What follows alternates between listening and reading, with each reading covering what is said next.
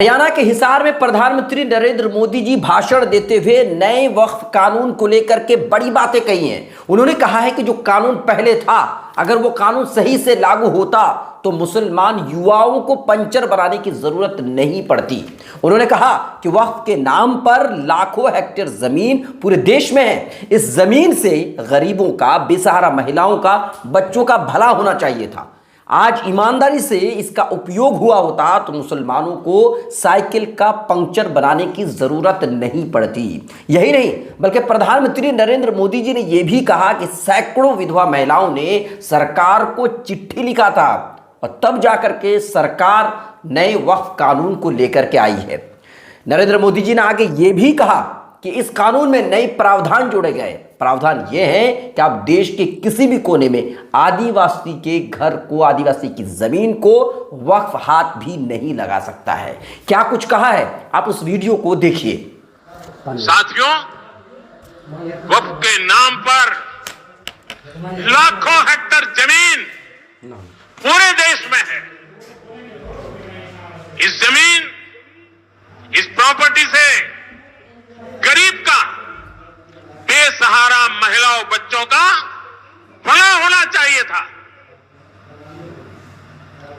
और आज ईमानदारी से उसका उपयोग हुआ होता तो मेरे मुसलमान नौजवानों को साइकिल के पंक्चर बना करके जिंदगी नहीं गुजारनी पड़ती।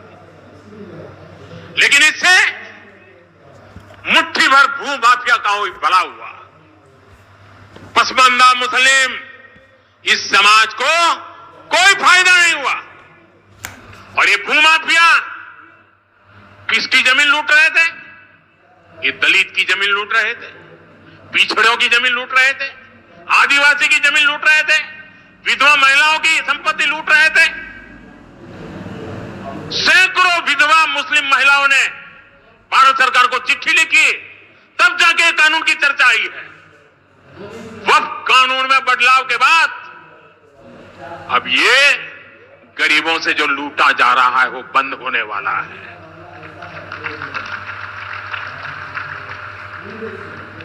सबसे बड़ी बात, हमने एक बहुत बड़ा जिम्मेदारीपूर्ण महत्वपूर्ण काम किया है। हमने इस वक्फ कानून में एक और प्रावधान किया है।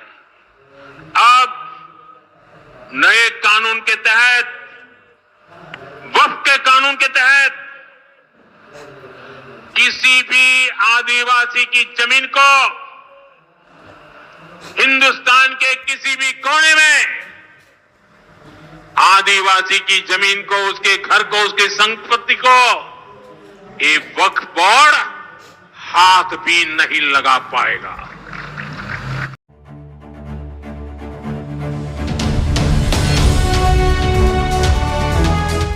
ट्रू रिपोर्ट्स, सच आप तक।